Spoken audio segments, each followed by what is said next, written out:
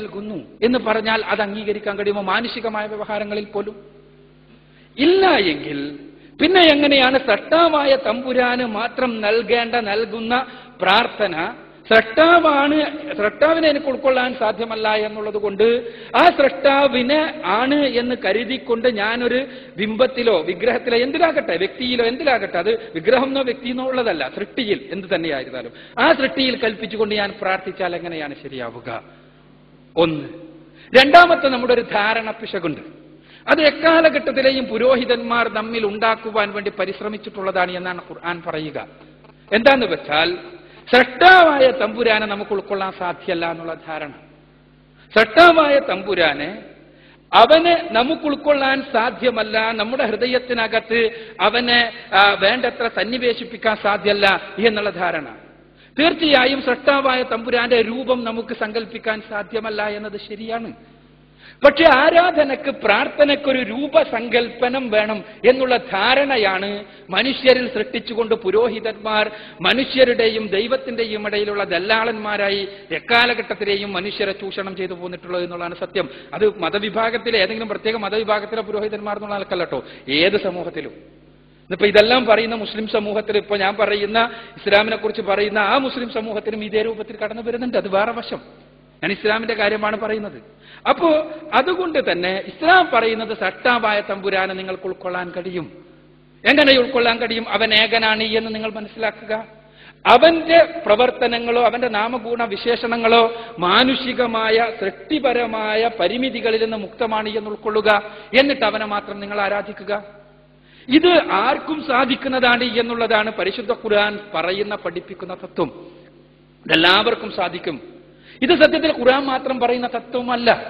സത്യത്തിൽ ഭാരതത്തിലെല്ലാം നമ്മൾ ഒരു ഭാരതീയമായ ഭൂമികയിൽ നിന്നുകൊണ്ട് സംസാരിക്കുമ്പോൾ ഭാരതത്തിലെല്ലാം നിലനിന്നിരുന്ന ഋഷിമാർ പഠിപ്പിച്ചിരുന്ന സമൂഹത്തിന്റെ നിലനിന്നിരുന്ന തത്വം അതാണ്. ഋഷിമാരിൽ മാത്രമല്ല. ഋഷിമാർ എത്രത്തോളം പറഞ്ഞു? ഇവിടെ പറഞ്ഞു യജുർവേദത്തിലെ 32-ാം അധ്യായത്തിലെ 9-ാമത്തെ വചനം, അത് ഈശാവാസ്യോപനിഷത്തിലെ 12-ാമത്തെ വചനമായി ആവർത്തിക്കപ്പെട്ടിട്ടുണ്ട്. എന്താണ്? അന്തം തമഹ പ്രവിശന്തിയെ സംഭൂതിമുപാസതേ തതോ ഭൂയ ഇവതേ തമോ യോ സംഭൂതിയാമൃത. എന്താ പറയുന്നത്? ഇത് വെറുതെ ഞാനൊരു പരിഭാഷപ്പെടുത്തുന്നതിൽ അർത്ഥമില്ല. കാരണം സ്വാഭാവികമായും മഹാപണ്ഡിതന്മാർ പരിഭാഷപ്പെടുത്തേണ്ട. ഇത് മൃഡാനന്ദ സ്വാമികൾ, ഈ അടുത്ത കാലഘട്ടത്തിൽ മരണപ്പെട്ട മൃഡാനന്ദ സ്വാമികൾ അവതാരിക എഴുതിയ ഉപനിഷത്ത് സർവസ്വം എന്ന ഗ്രന്ഥത്തിൽ ഇത് പരിഭാഷപ്പെടുത്തപ്പെട്ടിട്ടുണ്ട്.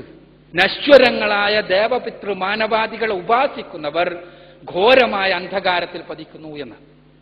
അനശ്വരനായ പരമാത്മാവിനെ കുറിച്ച് മിഥ്യാഭിമാനത്തോടുകൂടി ഇരിക്കുന്നവരും ഘോരമായ അന്ധകാരത്തിൽ തന്നെ പതിക്കുന്നു. അപ്പോൾ ഉപാസന വേണ്ടത് അനശ്വരനായ പരമാത്മാവിന്റെ മാത്രമാണ്. ഉപാസന എന്നുള്ളതുകൊണ്ട് ഒരു സംസ്കൃത പദമാണ്. ഉപാസന നമ്മൾ വിശദീകരിക്കുകയാണെങ്കിൽ മണിക്കൂറുകൾ വിശദീകരിക്കേണ്ടി വരും. പ്രാർത്ഥനയുടെ നമ്മൾ പറയുമ്പോൾ, നമ്മൾ സാധാരണ പ്രാർത്ഥന എന്ന് പറയുമ്പോൾ നമ്മൾ വെറുതെ ഒരർത്ഥമൊന്നും ഉൾക്കൊള്ളാതെ നമ്മളിങ്ങനെ പറയുന്ന വർത്തമാനങ്ങൾക്ക് പോലും പ്രാർത്ഥന എന്ന് നമ്മൾ പറഞ്ഞേക്കും.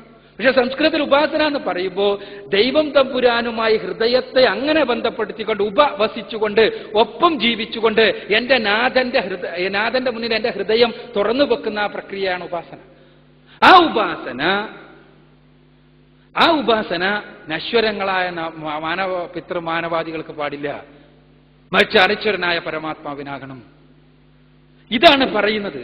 അപ്പോൾ ഞാൻ പറയുന്നത് അത് ലോകത്തെല്ലായിടത്തും അംഗീകരിക്കപ്പെട്ട തത്വമായിരുന്നു ഋഷിമാരുടെ കാലഘട്ടത്തിൽ, അല്ലെങ്കിൽ ധർമ്മ സംസ്ഥാപകരുടെ പ്രവാചകന്മാർ പഠിപ്പിച്ച കാലത്തിൽ. പക്ഷേ നേരത്തെ പറഞ്ഞ പോലെ പിൽക്കാലഘട്ടത്തിൽ ഇങ്ങനെ സൃഷ്ടാവായ തമ്പുരാൻ മാത്രമാണ് പ്രാർത്ഥിക്കപ്പെടുന്നതെങ്കിൽ, എന്റെ ഹൃദയം അറിയാവുന്ന, എന്റെ മനസ്സ് എല്ലാവരെക്കാളും അറിയാവുന്ന സൃഷ്ടാവായ തമ്പുരാൻ മാത്രമാണ് പ്രാർത്ഥിക്കപ്പെടുന്നതെങ്കിൽ ആ സൃഷ്ടാവിന്റെയും മനുഷ്യരുടെയും ഇടയിൽ പിന്നെ ഒരാളുടെ ആവശ്യമില്ല.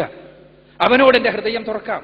അപ്പോൾ അവിടെ ചൂഷണങ്ങൾ മുഴുവനും, ദൈവത്തിന്റെ പേരിലുള്ള മുഴുവൻ ചൂഷണങ്ങളും അവസാനിക്കുകയാണ്. എന്റെ ഹൃദയം അവന്റെ മുന്നിൽ തുറക്കാം. എന്നെക്കുറിച്ച് അവനേക്കാൾ അറിയുന്നവനാരാണ്? ആരുമില്ല. അതുകൊണ്ട് തന്നെ എന്റെ ഹൃദയം തുറക്കാം. അവിടെ എന്തില്ല? ഒരു ഇടവർത്തിയുടെ മധ്യവർത്തിയുടെ സ്ഥാനം കടന്നു വരുന്നില്ല. അപ്പോൾ പിൽക്കാലഘട്ടത്തിൽ ഈ ആത്മീയതയെ സ്വന്തം താല്പര്യത്തിന് വേണ്ടി ഉപയോഗപ്പെടുത്തിയ പുരോഹിതന്മാർക്ക് സ്ഥാനമില്ലാതെ വന്നപ്പോൾ പുരോഹിതന്മാർ സ്ഥാനത്തിന് വേണ്ടി മാർഗങ്ങൾ ഉണ്ടാക്കി. അങ്ങനെയാണ് പലപ്പോഴും ഇതെല്ലാം ഉണ്ടായത്. ഇനി കഅബാലയത്തിന് മുന്നിട്ടുകൊണ്ടുള്ള പ്രാർത്ഥന. യഥാർത്ഥത്തിൽ ഞാൻ പറഞ്ഞു, സൃഷ്ടിപൂജയെയാണ് ഇസ്ലാം എതിർക്കുന്നത്. അത് ആരായിരുന്നാലും, സൃഷ്ടി ആരായിരുന്നാലും, മുഹമ്മദ് നബി തന്നെയാണെങ്കിലും, അത് ആര് തന്നെയാണെങ്കിലും അവർ പൂജിക്കപ്പെട്ടുകൂടാ എന്നുള്ളതാണ് ഇസ്ലാമിന്റെ താല്പര്യം ഈ രംഗത്ത്. കഅബാലയം ഒരു സൃഷ്ടിയാണ്, സംശയമൊന്നുമില്ല. കഅബാലയത്തെ ആരെങ്കിലും ആരാധിക്കുന്നുണ്ടെങ്കിൽ അവർ നേരത്തെ പറഞ്ഞതുപോലെ തന്നെ ഇസ്ലാമിന്റെ വൃത്തത്തിന് പുറത്താണ്. എന്നാൽ കഅബാലയത്തെ അഭിമുഖമായി പ്രാർത്ഥിക്കുന്നു. എന്തുകൊണ്ട്? ഇസ്ലാമിലെ പ്രാർത്ഥന 5 നേരത്തെ നിർബന്ധ പ്രാർത്ഥനയുണ്ട്. ഈ 5 നേരത്തെ നിർബന്ധ പ്രാർത്ഥനയും സമൂഹ പ്രസക്തമാണ്. അഥവാ ഒരു നേതൃത്വത്തിന്റെ കീഴിൽ ബാക്കിയുള്ളവർ അണിനിരന്നുകൊണ്ട് നടത്തേണ്ട പ്രാർത്ഥനയാണ്. ഒരു നേതാവുണ്ടാകും, നേതാവിന് പിന്നിൽ മറ്റുള്ളവർ നിന്നിട്ടാണ് പ്രാർത്ഥന നടത്തുക. അതിന് ഇസ്ലാമിലെ സമൂഹ സങ്കല്പമായിട്ട് വലിയ ബന്ധമുണ്ട്. എന്തുകൊണ്ടെന്നാൽ അത് ആ നൃത്തം തന്നെ ദൈവത്തിന്റെ മുന്നിലുള്ള നൃത്തമാണ്. ആ നൃത്തത്തിൽ ഇന്നലെ വരെ വലിയ ആഢ്യനും ഇന്നലെ വരെ അധമനുമായി ജീവിച്ചിരുന്ന ആളുകൾ ദൈവത്തിന്റെ മുന്നിൽ ഒരേപോലെ ഒരേ സ്റ്റെപ്പ് നിന്നിട്ടാണ് ഇങ്ങനെ പ്രാർത്ഥിക്കുക. അതിനൊരു സാമൂഹ്യ വിപ്ലവത്തിന്റെ അടിത്തറയാണ് എന്നാണ് ഇസ്ലാം വിശ്വസിക്കുന്നത്. മറ്റൊരു വശമാണ്. അപ്പൊ ഞാൻ പറഞ്ഞു വരുന്നത്, ഈ സാമൂഹ്യ പ്രസക്തമായ പ്രാർത്ഥനയിൽ എന്തു വേണം? തിരിയാനൊരു സ്ഥലം വേണം. നിർബന്ധമായി തിരിയാൻ ഒരു സ്ഥലം വേണം. എന്തുകൊണ്ടെന്നാൽ ഇല്ലെങ്കിൽ എന്താ ഉണ്ടാവുക?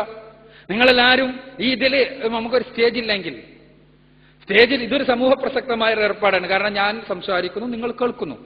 ഇങ്ങനെ ഒരു സ്റ്റേജും കേൾക്കാനുള്ള സംവിധാനം ഒന്നുമില്ല എന്ന് വിചാരിക്കുക. ഒന്നും ആവശ്യമില്ല. കേവലമായ കുറച്ച് മൈക്ക് അവിടെയും ഇവിടെയും വെച്ചിട്ട് എവിടുന്നോ ആണ് ഇത് നടക്കുന്നതെങ്കിൽ നിങ്ങൾക്ക് എങ്ങനെ ഇരിക്കാം? അതിനൊരു സദസ്സ് എന്ന് പറയില്ല. അതിനൊരു ഒരു ആൾക്കൂട്ടം നമുക്ക് പറയാൻ കഴിയുള്ളൂ. ഒരു ഗ്രൂപ്പ് എന്ന് പറയാൻ വേണമെങ്കിൽ ഒരു ടീം എന്ന് പറയാൻ സാധ്യമല്ല. എന്നാൽ ഇസ്ലാമിലെ ആരാധന അതുകൊണ്ട് തന്നെ ഞാൻ നേരത്തെ പറഞ്ഞ പോലെ കൃത്യമായി സമൂഹ പ്രസക്തമായതുകൊണ്ട് ഏതെങ്കിലും ഒരു ഡയറക്ഷൻ പറഞ്ഞിരിക്കണം. എവിടേക്കെങ്കിലും ഒന്ന് തിരിയാൻ പറയണം. അല്ലെങ്കിൽ ഒരാൾ കിഴക്കോട്ടും, ഒരാൾ പടിഞ്ഞാറോട്ടും, ഒരാൾ തെക്കോട്ടും, ഒരാൾ വടക്കോട്ടുമായിട്ടായിരിക്കും തിരിഞ്ഞ്, ഒരാൾ തെക്ക് പടിഞ്ഞാറോട്ട്, ഒരാൾ കിഴക്ക് വടക്കോട്ട്, അങ്ങനെ പല സൈഡിലായിരിക്കും തിരിഞ്ഞ് പ്രാർത്ഥിക്കുക. അതൊരു നേതാവിന്റെ കീഴിൽ സാധ്യമല്ല. നിസ്കാരം നിങ്ങൾ കണ്ടിട്ടുണ്ടെങ്കിൽ നിങ്ങൾക്ക് അറിയാൻ കഴിയും, ഒരു നേതൃത്വത്തിന്റെ കീഴിൽ സാധ്യമല്ല. അതുകൊണ്ട് തന്നെ ഏതെങ്കിലും ഒരു വശത്തേക്ക് തിരിയണം. ഇനി അടുത്ത പ്രശ്നം ഏത് വശത്തേക്ക് എന്ന്. അവിടെ ഇസ്ലാം പറയുക, ഏകനായ സ്രഷ്ടാവിനെ മാത്രം ആരാധിക്കുവാൻ വേണ്ടി ആദ്യമായി നിർമ്മിക്കപ്പെട്ട ഭവനമാണ് കഅബാലയം മക്കയിലെ. ആ ഏകനായ സ്രഷ്ടാവിനെ മാത്രം ആരാധിക്കുവാൻ വേണ്ടി ആദ്യമായി നിർമ്മിക്കപ്പെട്ട ഭവനത്തിനെ അഭിമുഖീകരിച്ചുകൊണ്ട് നിങ്ങൾ പ്രാർത്ഥിക്കുക എന്നാണ്. ആ ഭവനത്തിന് ഏതെങ്കിലും രൂപത്തിൽ പ്രാർത്ഥനകൾക്ക് ഉത്തരം ചെയ്യാൻ, ആ ഭവനത്തോട് ഏതെങ്കിലും തലത്തിലുള്ള പ്രാർത്ഥന ഉൾക്കൊള്ളുന്നതല്ല ഇസ്ലാമിലെ ഒരു ആരാധനയും. ആ ഭവനത്തിന് പ്രാർത്ഥനയ്ക്ക് ഉത്തരം ചെയ്യാൻ കഴിയുമെന്ന് ആരെങ്കിലും വിചാരിച്ചാൽ, ആ ഭവനത്തെ വിളിച്ച് ആരെങ്കിലും പ്രാർത്ഥിച്ചാൽ അവർ നേരത്തെ പറഞ്ഞ പോലെ ഇസ്ലാമിക വൃത്തത്തിൽ നിന്ന് പുറത്തു പോകുന്നു എന്നുള്ളതാണ് സത്യം. അവിടെ ആ ഭവനത്തെ ആരും ആരാധിക്കുന്നില്ല. അപ്പൊ നമസ്കാരത്തിൽ നിങ്ങൾക്കറിയാം, ഏറ്റവും പ്രധാനപ്പെട്ട നമസ്കാരത്തിൽ 5 നേരത്തെ നമസ്കാരത്തിൽ ഏറ്റവും പ്രധാനപ്പെട്ട അനുഷ്ഠാനമാണ് സുജൂദ് എന്ന് പറയും, സാഷ്ടാംഗം. 8 അംഗങ്ങളും കൃത്യമായി പടച്ച തമ്പുരാന്റെ മുന്നിൽ ഭൂമിയിൽ സമർപ്പിച്ചുകൊണ്ട് ചെയ്യുന്ന നമസ്കാരം. ഈ സാഷ്ടാംഗം ഭൂമിയിലാണ് നമ്മൾ ചെയ്യുന്നത്. അതുകൊണ്ട് ആരാധന ഭൂമിക്കല്ല, മറിച്ച് സ്രഷ്ടാവായ തമ്പുരാനാണ്. കാരണം ഇത് സ്രഷ്ടാവായ തമ്പുരാൻ പറഞ്ഞു എന്നുള്ളത് കൊണ്ട് നാം ചെയ്യുന്നു. നമ്മുടെ ഹൃദയത്തിൽ നിന്നുള്ള പ്രാർത്ഥന ആരോടാ? സ്രഷ്ടാവായ തമ്പുരാനോടാണ്. ഇതേപോലെ കഅബാലയത്തിന് മുന്നിട്ട് നിൽക്കുന്നു. അതിന് ഇന്ന കാരണമുണ്ട്. എന്നാൽ ആ കഅബാലയത്തിന് ഏതെങ്കിലും രൂപത്തിൽ ഉള്ള പ്രാർത്ഥനകൾക്ക് ഉത്തരം നൽകാൻ കഴിയുമെന്ന് ആരും വിശ്വസിക്കുന്നില്ല. അതിനെ എന്തുകൊണ്ട് തെരഞ്ഞെടുത്തു? പടച്ചവൻ നിർദ്ദേശിച്ചു. പടച്ചവൻ നിർദ്ദേശിച്ചത് എന്തുകൊണ്ട് നമ്മൾക്ക് പഠിപ്പിച്ചു. ആദ്യമായി ഈ ഏകനായ സ്രഷ്ടാവിനെ മാത്രം ആരാധിക്കുവാൻ വേണ്ടി നിർമ്മിക്കപ്പെട്ട ആലയം അതാണ്. മറ്റൊരു കാര്യം കൂടി, അവിടെ നേരത്തെ പറഞ്ഞല്ലോ, ഇസ്ലാം പഠിപ്പിക്കുന്നത് ഒരേ ഒരു ദൈവം, ഒരൊറ്റ ജനത എന്നുള്ള തത്വമാണ്. സ്രഷ്ടാവായ തമ്പുരാൻ ഏകൻ, അവന്റെ സൃഷ്ടികളായ അവന്റെ ദാസന്മാരായ മനുഷ്യരെല്ലാം ഒരേപോലെ. അവിടെ ബ്രാഹ്മണനോ ക്ഷത്രിയനോ വൈശ്യനോ ശൂദ്രനോ ചണ്ടാളനോ കറുത്തവനോ വെളുത്തവനോ വിദേശിയോ സ്വദേശിയോ അധമനോ ഉന്നതനോ വ്യത്യസ്ത ഭാഷക്കാരോ ദേശക്കാരോ ഒന്നുമില്ല. എല്ലാ മനുഷ്യരും സ്രഷ്ടാവിന്റെ മുന്നിൽ ഒരേപോലെ. ഈ ഒരു സിദ്ധാന്തത്തിന്റെ പ്രയോഗവൽക്കരണം കൂടിയാണത്. നിങ്ങൾ പ്രാർത്ഥിക്കുന്ന സ്രഷ്ടാവായ തമ്പുരാനോട് പ്രാർത്ഥിക്കുന്ന വശത്തേക്ക് നിങ്ങൾ എല്ലാവരും നീങ്ങുക എന്ന് പറഞ്ഞാൽ, എല്ലാവരും നീങ്ങുക എന്ന് മുസ്ലിം കൽപ്പിക്കപ്പെട്ടാൽ എല്ലാവരും ഒരൊറ്റ പോയിന്റിൽ എത്തിച്ചേരും. ഒരൊറ്റ പോയിന്റിൽ.